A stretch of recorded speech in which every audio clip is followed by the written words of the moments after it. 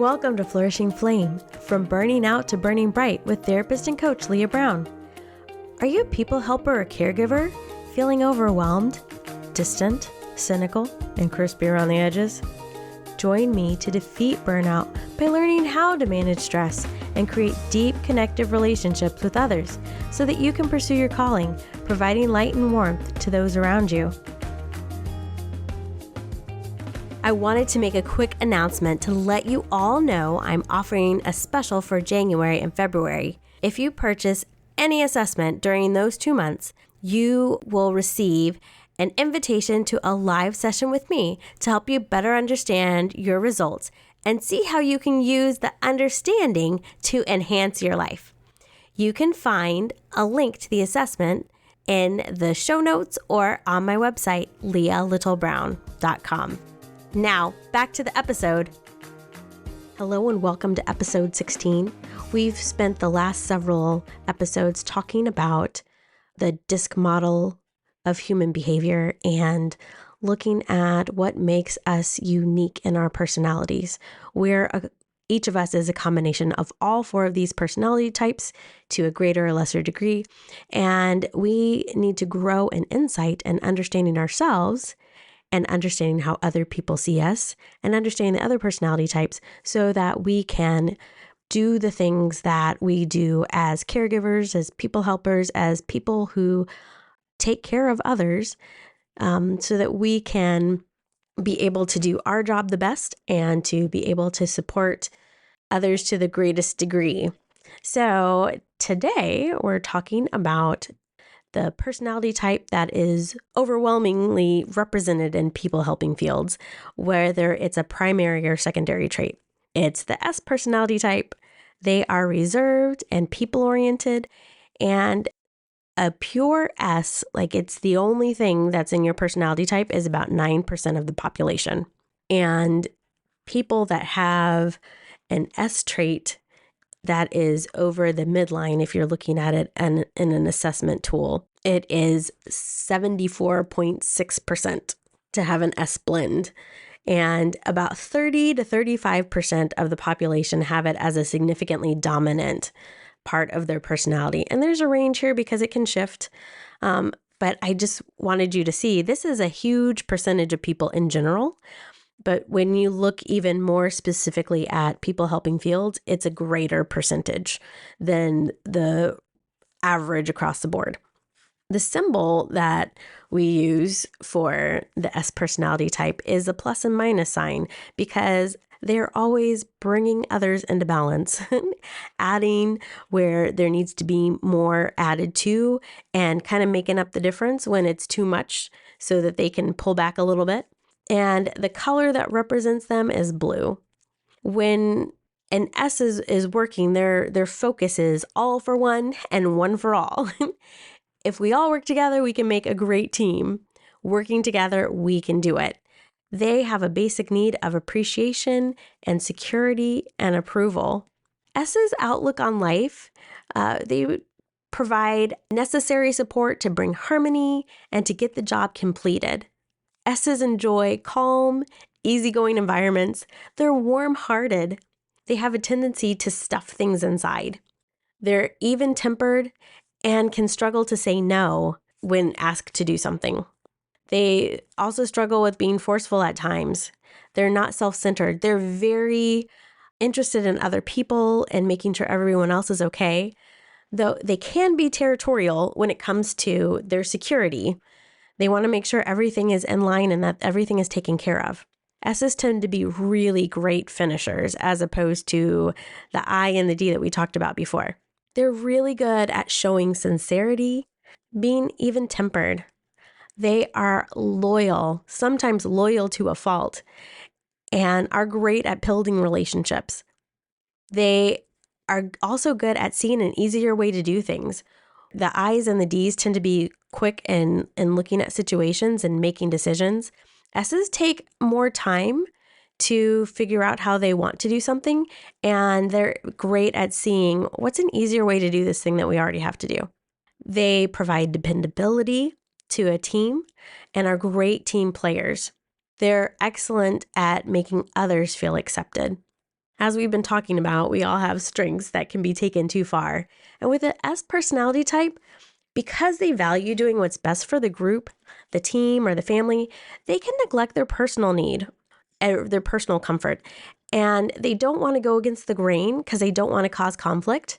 And sometimes that ends up creating more conflict. S's can tend to care so much for another person and their feelings that they don't share a disagreement, or they can sandwich something negative, where you say something really positive and how much you appreciate someone and all of these great things, and then they'll slip in the one little negative thing that is irritating them or bothering them, or that they feel like there needs to be some adjustment made for. And then they'll put on the other end of the sandwich another, if you think about it like bread with meat in the middle, their sandwich bread is really thick, and one piece of meat and really thick bread.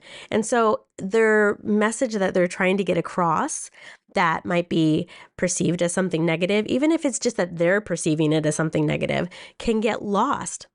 And the person who they're talking to doesn't even realize that there is a problem. And for some S's, it can take so much energy and getting their nerve up to have this conversation that it can really feel demoralizing when you put all that effort in and then the person doesn't even understand that there's a problem that needs to be addressed.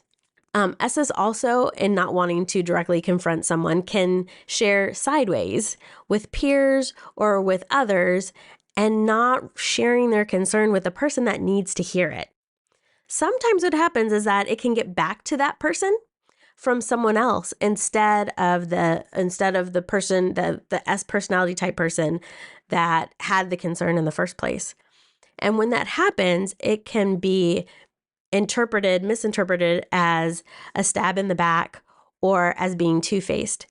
And so a lot of these things are, with these strings taken too far, it is how other people perceive the action, even though the S has no desire to hurt anyone's feelings. And even thinking that they might have hurt someone's feelings hurts their feelings. And they want to make sure that everyone feels loved and appreciated and supported, because that's who they are. The S's are supportive and steady and stable. And so being perceived in that way is painful for them.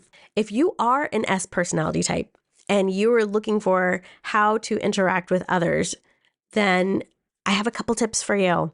One is to be confident. If there's something that you feel is important, step into it and be confident.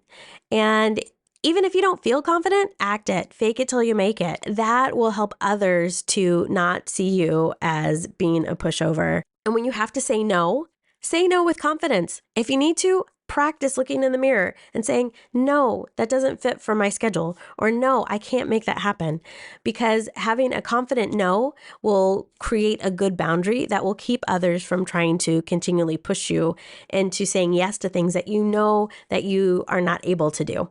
Or that you might think that you could squeeze it in, but then it creates a problem where you can't do other things that are really important to you because you've said yes to too many things that other people want you to do.